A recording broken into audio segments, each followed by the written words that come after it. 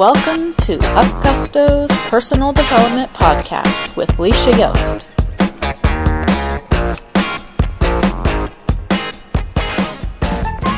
Hey everybody, it's Leisha Yost, founder of Upgusto Personal Development. How's it going out there today? I was thinking the other day about this song that we learned in school as a kid.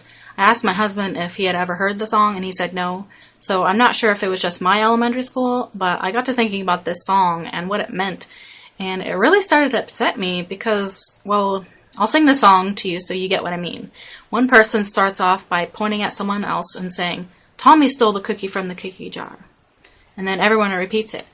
"Tommy stole the cookie from the cookie jar." And Tommy says, "No, I didn't." And everyone says, "Yes, you did." "No, I didn't." "Then who?" So then Tommy chooses someone to blame for the cookie thievery. "Sally stole the cookie from the cookie jar." "Sally stole the cookie from the cookie jar." "No, I didn't." "Yes, you did." "No, I didn't." "Then who?" And Sally says, "Johnny stole the cookie from the cookie jar." And so on. So the moral of the story is, if someone blames you for something, blame someone else? Where is this cookie jar anyway? That's what I'd like to know. How come we never got any cookies? Teacher stole the entire cookie jar. Oh yeah, she did. That's what really happened.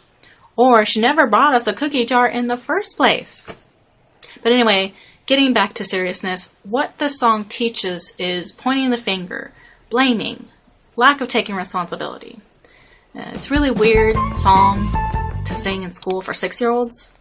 So some kids are going to internalize that song and think that everyone's going to blame them for things they didn't do. And some kids are going to internalize that song and think they could be mischievous because if they get caught, they can just blame it on someone else. Some kids should just stand up and go, "Well, I didn't take any cookies, but I'll tell you what.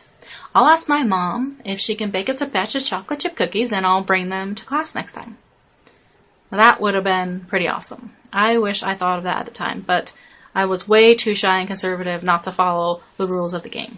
So I went along with it and didn't think about it until over 20 years later how screwed up that song is to teach children. You might say, "Oh, who cares? It's all in good fun. Stop being such a goody-goody." But I say no. It's more than that. And kids really actually are very impressionable. And we all internalize things as children, and we all internalize different things. Tony Robbins had a client named Rashad who stuttered for his entire life as long as he could remember. Tony asked him what his earliest memory was. He said, probably watching Rocky and Bullwinkle cartoon. Tony said, "That's interesting. Didn't Bullwinkle stutter?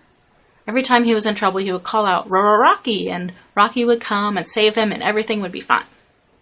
Tony told him that kids typically internalize things because of some sort of trauma. He asked him what else happened in his childhood, and Rashad said that his parents used to fight a lot.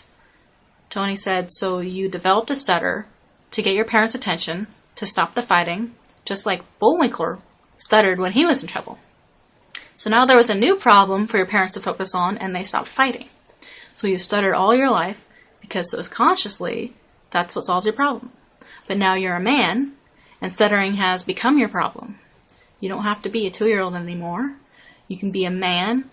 You can be a warrior. And does a warrior stutter? No. Anyway, long story short, Tony did a couple little exercises with Rashad, and he immediately stopped stuttering for good.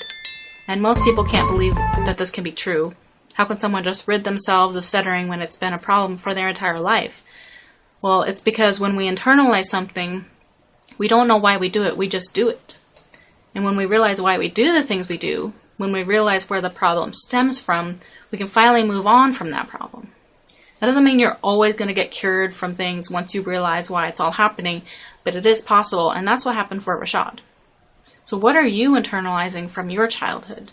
And what bad habits do you keep, even unwillingly, simply because of something you're holding on to from your childhood? That's something to think about and figure out. So step 1 is to figure out what events from your childhood that you have internalized are holding you back from achieving what success means to you.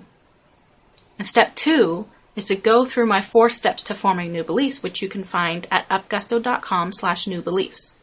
So thanks for joining me. Share this with your friends and family, and I'll be back next time with more great stuff. Thanks.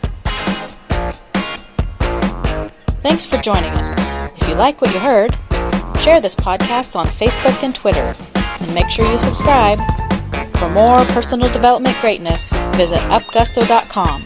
See you next time.